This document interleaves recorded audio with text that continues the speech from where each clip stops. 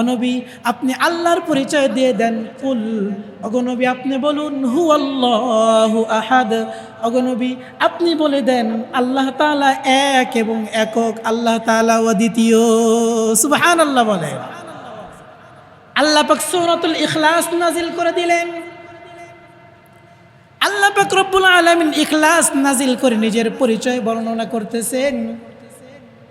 আল্লাহ বলেন কুল হুয়াল্লাহু আহাদ, আল্লাহ এক এবং অদ্বিতীয়। আল্লাহুস সামাদ, আল্লাহ কারুর প্রতি মুখাপেক্ষী নয়। ছেলে বাবার প্রতি মুখাপেক্ষী, বাবা ছেলের প্রতি মুখাপেক্ষী, স্বামী স্ত্রীর প্রতি মুখাপেক্ষী, স্ত্রী স্বামীর প্রতি মুখাপেক্ষী, এক বাড়ির মানুষ আর এক বাড়ির মানুষের প্রতি মুখাপেক্ষী, এক গ্রামের মানুষ আর এক গ্রামের মানুষের কাছে মুখাপেক্ষী, এক রাষ্ট্র আর এক রাষ্ট্রের কাছে মুখাপেক্ষী। কিন্তু অগনবী আপনি বলে দেন আমি আল্লাহ রব্বুল আলামিন কারুর প্রতি মুখাপেক্ষী নয়। তামাম দুনিয়া এবং আসমান জমিনের যা কিছু আছে সব কিছুই আমি আল্লাহর দিকে মুখাপেক্ষী। সুবহানাল্লাহ বলেন। আল্লাহ নিজের পরিচয় তুলে ধরতেছেন।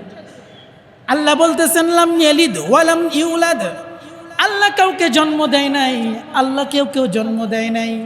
ওয়ালাম ইয়াকুল লাহু কুফুয়ান আহাদ, নবী বলে দেন আল্লাহর সমকক্ষ, আল্লাহর সমান সমান আসমান জমিনের ভিতরে কোনো কিছু নাই। আল্লাহ নিজের পরিচয় তুলে ধরেছেন।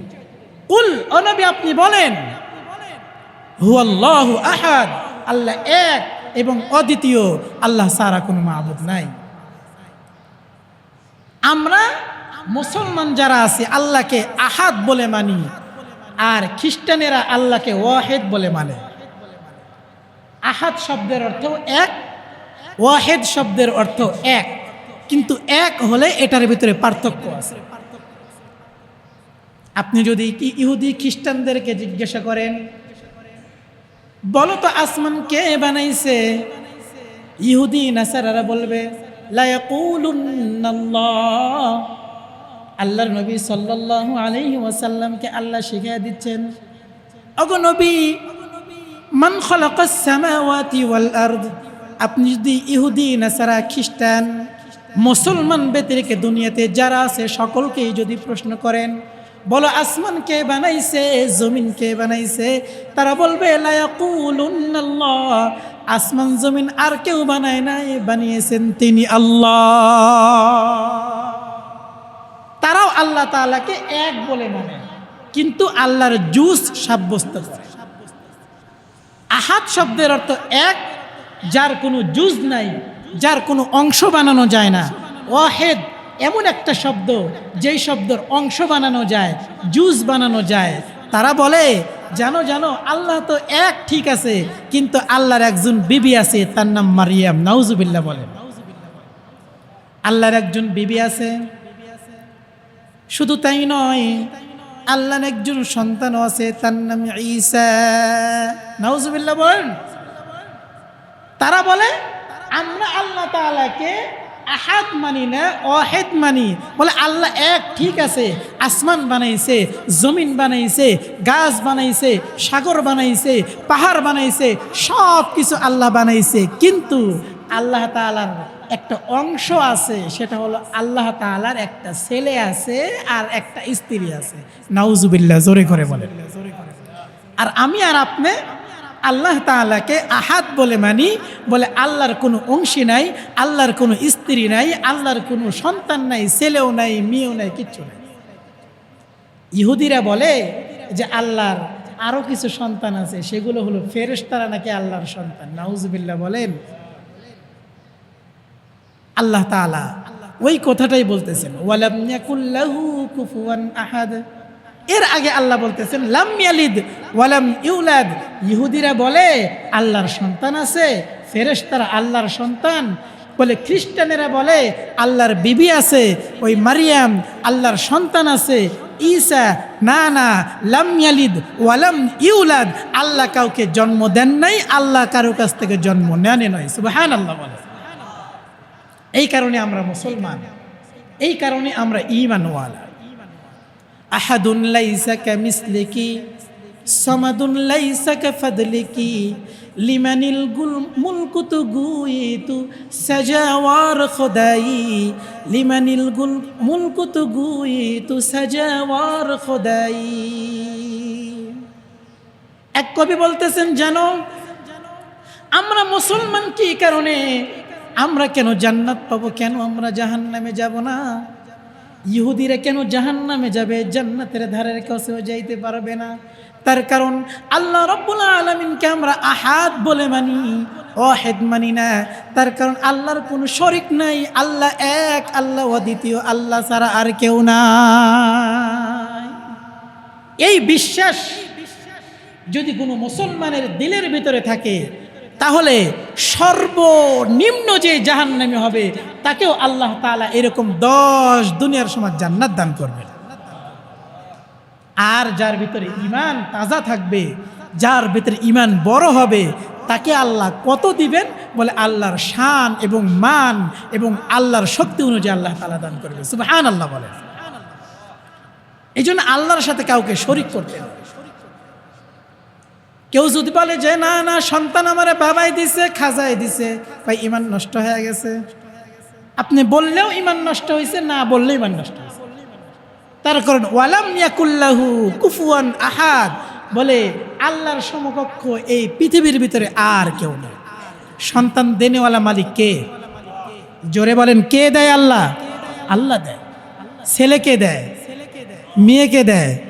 তাইলে যার মেয়ে 5টা হয়েছে, স্ত্রীর উপরে যে খুব রাগারাগি করেন, স্ত্রীর উপরে যে আপনি রাগ গোসা করেন, আরে স্ত্রীর সন্তান ছেলে হবে না মেয়ে হবে, এইটা তো সম্পর্ক আপনার সাথে, স্ত্রীর সাথে না। আপনি চিকিৎসা বিজ্ঞানীকে জিজ্ঞাসা করেন, আপনার ভিতরে ওয়াই ক্রোমোজোম এক্স ক্রোমোজোম 2টা আছে, আর স্ত্রীর ভিতরে এক্স ক্রোমোজোম 2টা আছে। মানে স্ত্রীর কে, মহিলা মানুষকে, নারীকে আল্লাহ তাআলা তৈরি করেছে নারীত্ব দিয়ে। এখন আপনার স্ত্রীর গর্ভের ভিতরে সন্তান কি হবে? যদি আপনার জিন থেকে ক্রোমোজোম যদি এক্স এসে এক্স এর সাথে মিলে যায়, কন্যা সন্তান তৈরি হয়। আর আপনার পৃষ্ঠদেশ থেকে যদি ওয়াই ক্রোমোজোম বের হয়ে আপনার স্ত্রীর এক্স ক্রোমোজোমের সাথে মিলে যায়, তখন আপনার সন্তান ছেলে হয়। তো আপনি যে মেয়েরে দোষ দিচ্ছেন, আপনি আপনার স্ত্রীর দোষ দিচ্ছেন। দোষ তো আপনার, ছেলে পয়দা করতে পারেন না মিয়া আপনি, আর দোষ দেন আমাদের মার বোনদেরকে। আপনি জিজ্ঞাসা করেন চিকিৎসা বিজ্ঞানীকে। আর আল্লাহ নিজেও বলেছেন, সন্তান দেনেওয়ালা মালিক আমি আল্লাহ। কাকে কি দেব? কাউকে ছেলে দেব, কাউকে মেয়ে দেব, শুধুমাত্র কাউকে ছেলে 5টা দেব, 7টা দেব, কাউকে শুধু কন্যা সন্তান দেব, কাউকে সন্তান দেবই না, তার ঘরে আর কোনো সন্তান আসবে না। এমন আমাদের সমাজের ভিতরে আছে না নাই? কারুর দেখবেন ছেলে সন্তান হচ্ছেই হচ্ছে, একটা কন্যা সন্তানের জন্য কত দোয়া আল্লাহর কাছে করেছে, হয় না? কন্যা সন্তান হইতে হইতে হইতে হইতে 8-10টা হয়ে গেছে, তারপরেও ছেলে সন্তান হয় না। দেয় না, তিনি কে? ছেলে সন্তান দেয়, তিনি কে? ছেলেও দেয় না, মেয়েও দেয় না, তিনি কে? আল্লাহ। এই জন্য সন্তান আল্লাহ তাআলার দান, এটা আল্লাহ দিয়েছে। এখন যদি আপনি বলেন যে না হুজুর, আমি তো মাজারে মান্নত করেছিলাম, ওইখানে গিয়ে পাইছি, তাহলে শিরিক হয়ে গেছে। কারণ তুমি কুল হু আল্লাহুর মর্যাদা বোঝো নাই। কারণ আল্লাহ বলেছেন কুল হু আল্লাহু আহাদ আল্লাহুস সামাদ লাম ইয়ালিদ ওয়া লাম ইউলাদ ওয়া লাম ইয়াকুল লাহু কুফুয়ান আহাদ। তুমি এইটাকে বোঝো নাই, মাজারে গিয়ে সেজদা দিয়ে দিয়েছো, মান্নত করেছো, বলে রিজিকের ফয়সালা আসমান থেকে হয়, রিজিকের মালিক অন্যজনকে মনে করেছো। সন্তান দেয় আল্লাহ, কিন্তু তুমি খাজারে মনে করেছো সন্তান তোমারে খাজা দিছে। ধন সম্পদ দেনওয়ালা মালিক আল্লাহ, তুমি গরিব, আল্লাহ তোমারে বানাইছে। তুমি ধনী, আল্লাহ তোমারে বানাইছে। এই জন্য মনে করো না যে ধন সম্পদ খাজার কাছে গিয়ে পাইছি, মাজারে গিয়ে পাইছি, বাবার কাছে গেছি, বলে বিভিন্ন ধরনের মানুষের কাছে পায়া আনবো, ধনী হয়ে গেছি, এমন চিন্তা তুমি কশ্চিনকালেও করো না। এই জন্যই আল্লাহর নবী সাল্লাল্লাহু আলাইহি ওয়াসাল্লাম বলেন, আল্লাহ তাআলাকে মানবা কেমনে? কয়ে জামিই সিফাতিহি, তার যত সিফাত আছে সবগুলোকে মানার নাম হলো আল্লাহ তাআলাকে বিশ্বাস করা। এই কারণেই আমরা যখন ছোটবেলায় মক্তবে পড়েছি অথবা আপনাদের মাদ্রাসা আছে সেখানে বাচ্চাদেরকে মক্তবে শুরুতেই পড়া হয় আমানতু বিল্লাহি কামা হুয়া বিআসমাইহি ওয়া সিফাতিহি ওয়া ক্বাবিলতু জামিআ আহকামি। আমি ঈমান আনলাম ওই আল্লাহর উপরে, তার সমস্ত সিফাতের উপরে, তার সমস্ত কামালিয়াতের উপরে। সুবহানাল্লাহ বলেন। এখন আপনি যদি মনে করেন যে না, আমার রিজিক মেম্বারে দিছে, আমার রিজিক চেয়ারম্যানে দিছে, না, চেয়ারম্যানে রিজিক দিতে পারে না।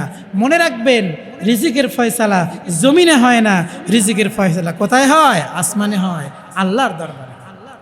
এই জন্য 1 নম্বর, আমরা ইবাদত বন্দেগী করব তো ঠিক আছে, কিন্তু শিরিক নামক বড় গুনাহ করব না। শিরিক গুনাহ করলে আল্লাহ তাআলা মাফ করবেন না। 2 নম্বর, যেই গুনাহ থেকে, ধ্বংসাত্মক গুনাহ থেকে আল্লাহ রাব্বুল আলামিনের হাবিব নিষেধ করেছেন, তার ভিতরে 2 নম্বর হলো জাদু করা। আস-সাহার বলে কাউকে জাদু করো না। আমাদের সমাজে অনেক আছে, দেখবেন অপরের ভালো চায় না, জাদু করে, বান মারে, অনেক ধরনের জাদু টোনা করে না। এগুলো অনেককে মারার জন্য, আমিও দেখেছি এটা। ওই নদীর ধারে দেখা যায় মাঝে মাঝে শিং মাছের গোলার ভিতরে তাবিজ ঝুলানো পাওয়া যায়। তাই আমি বললাম, এটা দিয়ে কি হয়? কবিরাজ বলতেছে, হুজুর এটা বান মারছে, অমুককে দুনিয়া থেকে বিদায় করার জন্য এই শিরিক নামক কথা দিয়ে ওই মানুষটাকে ক্ষতি করতেছে। তো শিরক, জাদু করা, বান মারা, এইগুলো যারা করবে তারা আল্লাহর জান্নাতে যেতে পারবে। তারা কোথায় যেতে পারবে না? আল্লাহর জান্নাতে যেতে পারবে না। তাদের জন্য আল্লাহর জান্নাতের দরজা বন্ধ, জাহান্নামের দরজা খোলা। যারা শিরক করবে তাদের জন্য জান্নাতের দরজা বন্ধ, জাহান্নামের দরজা খোলা। 3 নম্বর, ওয়াকাতলুন নাফসাল্লাতী হারামাল্লাহু ইল্লা বিল হক। আল্লাহর নবী বলেন, অন্যায়ভাবে কাউকে হত্যা করো না, অন্যায়ভাবে কারোর শরীর থেকে রক্ত ঝরিও না। আমাদের সমাজে এখন মারামারি কাটাকাটি আছে না নাই? জোরে বলেন, আছে না নাই? আপনি যে জুলুম করতেছেন, আয-যুলমু যুলুমাতুন ইয়াউমাল কিয়ামা, কিয়ামতের ময়দানে সবচাইতে ভয়াবহ হিসাবে দাঁড়িয়ে যাবে জুলুম। জুলুম দ্বারা অন্ধকার হয়ে যাবে, আপনার আলোর কোনো দিশা থাকবে না। একজন আপনাকে হয়তোবা কোনো একটা কথা বলেছে, এর উপর রেশারেশি করে আপনি তাকে বাড়ি দিয়ে হাত ভেঙে দিলেন, পা ভেঙে দিলেন, অথবা এমনও হলো মাথায় বাড়ি দিয়ে তাকে দুনিয়া থেকেই বিদায় করে দিলেন। কাউকে হত্যা করা, অন্যায়ভাবে কাউকে হত্যা করা, এটা সবচাইতে বড় গুনাহ, ঈমান বিধ্বংসী। এই জন্য কারোর উপর জুলুম করব না, কারোর উপর অত্যাচার করব না, কোনো মানুষকে আমরা অন্যায়ভাবে জুলুম নির্যাতন করব না, এমনকি হত্যার কাছাকাছিও যাব না। তার কারণ হত্যা নামক এই গুনাহটা আল্লাহ রাব্বুল আলামিন সবচাইতে বেশি ঘৃণা করেন। 3 নম্বর গুনাহ, ওয়াকাতলুন নাফসাল্লাতী হারামাল্লাহু ইল্লা বিল হক। 4 নম্বর, ও আকলু মালিল ইয়াতীম, এতিমের মাল খাওয়া যাবে। আমাদের সমাজের ভিতরে এগুলোকে আছে। 2 ভাই সম্পদ বন্টন ঠিক পাইছে, 5 বিঘা 5 বিঘা কইরা, হঠাৎ করে ছোট ভাই মারা গেছে। ছোট ভাইয়ের সন্তানাদি ছোট ছোট সন্তান রেখে গেছে। এখন বড় ভাই চিন্তা করলো 10 বিঘা সম্পদ আমার হওয়া দরকার। বাচ্চাদেরকে লালন পালন করলো, হঠাৎ করে কলমের খোসা দিয়ে 5 বিঘা জমি নিজের নামে রেজিস্ট্রি করে নিয়ে নিল। বলে এই যে ইতিমের মাল যারা খেলো, আল্লাহ রাব্বুল আলামিন বলেন, আল্লাযীনা ইয়াকুলুনা আমওয়ালাল ইয়াতামা যুলমান ইন্নামা ইয়াকুলুনা ফি বুতুনিহিম নারা। তারা তো মাল খায় নাই, তারা পেটের ভিতরে আগুন জমা করেছে। কি জমা করেছে? আগুন। আগুন। যারা অন্যায়ভাবে ইতিমের মাল 1 জাররা পরিমাণ নিজের পেটের ভিতরে ঢুকিয়েছে, সে যেন জাহান্নামের আগুনকে নিজের পেটের ভিতরে ঢুকায় ফেলছে। কিয়ামতের ময়দানে ইতিমরা দাঁড়ায়া যাবে, বলবে আমাদের হক না দেওয়া পর্যন্ত আল্লাহ এই কিয়ামতের ময়দানে আমরা ছাড়ব না। এই জন্য হযরতে ওমরে ফারুক রাদিয়াল্লাহু তাআলা আনহু কাঁদতেন আর বলতেন, না জানি আমার রাষ্ট্রের ভিতরে কোনো একটা ইতিমের উপরে আমার জুলুম হয়ে যায়। আমি এই জন্য সবচাইতে বেশি ভয় পাই ইতিমদেরকে। এই জন্য মুসলমান, আমি আপনাদেরকে বলি, যদি কেউ নিজের এই পাশাপাশি বাড়ি অথবা নিজের আত্মীয় স্বজন ইতিমদের মাল যদি আপনি ভক্ষণ করে থাকেন, আকলু মালিল ইয়াতিম, এতিমের মাল খাওয়া যাবে না। আপনি মনে করতেছেন যে আপনি ইতিমের মাল খাইলেন আর আপনি অনেক কিছু হয়ে গেলেন, দুনিয়া কয়দিন বাঁচবেন? 50 বছর, 60 বছর, 70 বছর, তারপরে তো কবরে যাইতেই হবে বলে আপনি কবরে যাওয়ার আগেই দুনিয়াতেই শাস্তি ভোগ করে যাবেন। এই তো গত 2 দিন আগে ফেসবুকের ভেতরে একটা নিউজ দেখলাম, বলে 2 ভাই সম্পদ নিয়ে বিরোধ। ছোট ভাইকে সম্পদ দেয় নাই, যখন ছোট ভাই মারা যাচ্ছে বড় ভাই এসে মাপ চাইতেছে, আর ছোট ভাই বলতেছে না এখন আর মাফ করব না। এমন যদি হয়ে যায়, ইতিম যদি বলে ফেলে, ইতিম যদি আল্লাহর কাছে দোয়া করে ফেলে, আল্লাহ পাক রব্বুল আলামিন ওই দোয়া ফিরত দেন না। দুনিয়ায় আপনার ধ্বংস, আখিরাতে আপনার জন্য ধ্বংস। এই জন্য ইতিমের মাল খাওয়া থেকে আমাদের বিরত থাকতে হবে। 1-2 টাকা না, 1 জাররা বলেছি। বলে কেমন 1 জাররা? কেমন? একটা বালুকে 70 ভাগ করলে যতটুকু হয়, এতটুকু ইতিমের মালও যদি আপনার পেটের ভিতরে থাকে, কিয়ামতের ময়দানে ধরা খেয়ে যাবে। 5 নম্বর ওয়াত্তাওয়াল্লি ইয়াউমাজ যাহাব, যুদ্ধের ময়দান থেকে ফিরে আসা। যেহেতু আমাদের এখন যুদ্ধের ময়দান নাই, যুদ্ধের ময়দান যদি কখনো কায়েম হয়, ইসলামের বিজয় নিশান উড়ানোর জন্য যদি ইসলামের ওই যুদ্ধের ময়দানে দাঁড়াতে হয়, সেখান থেকে ফিরে আসা যাবে না। 5 নম্বর। 6 নম্বর, ও কসবুল মুহসিনাতিল মুমিনাত, সতী সাধা নারীকে, যারা খুব ভালো নারী, যারা কোনো খারাপ কাজ করে না, তাদেরকে জেনায়ের তহমত দেওয়া, এটা অন্যায়কারী, অত্যন্ত বড় ধরনের গুনাহ। মা বোনদেরকে অনেকজন মানুষ খারাপ কথা বলে, কটু বাক্য বলে, না তার বাস্তব সাক্ষী ছাড়া তাকে কোনোভাবেই তহমত দেওয়া যাবে না। তহমত দেওয়ার ব্যাপারে সূরাত নূরের ভিতরে আল্লাহ রাব্বুল আলামিন প্রায় 2.5 পৃষ্ঠার মতো শুধু বর্ণনাই করেছেন যে নারীদেরকে, সতী নারীকে, ভালো নারীকে, পরহেজগার নারীকে যদি কেউ তহমত দেয়, আল্লাহ পাক রব্বুল আলামিনের আরশে আজিম তার জন্য নারাজ হয়ে যায়। নাউজুবিল্লাহ বলে। 6 নম্বর গেল। 7 নম্বর, ও আকলুর রিবা, সুদ খাওয়া। কি খাওয়া? খুব ভালো জিনিস, তাই না? আপনাদের এলাকায় বুঝি নাই, এটা আছে কি? এটা হ্যাঁ, ও এখানেও আছে।